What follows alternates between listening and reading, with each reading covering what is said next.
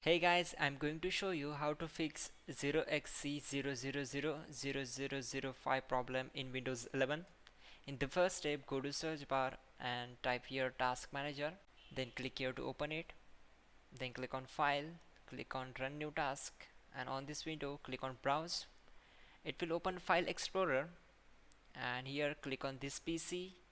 Now open C drive, then open Windows folder. From the given list, open system32 folder, and from here you need to find out cmd file, and okay, here we go. Select it and then click on open, and from here click here and type space dash dash update,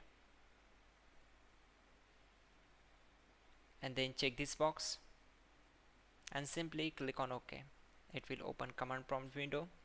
Then type here gp update space slash force and hit enter, and then type exit to close the command prompt. In the next step, open file explorer, then right click on this PC and select properties. Now here click on advanced system settings, then it will open system properties. Now in the advanced tab, click on settings, go to data execution prevention, then select it. Now here we will get two options, so check the second one. Now click on apply, and the changes you have made require you to restart your computer.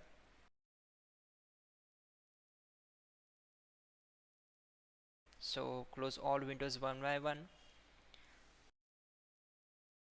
then click on start and just restart your system.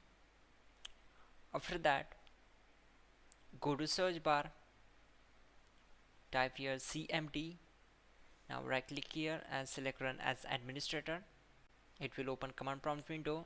Now type here bcdedit.exe slash set current space nx always off and hit enter, and finally type exit to close the command prompt. That's it guys, your problem will be solved and you're good to go.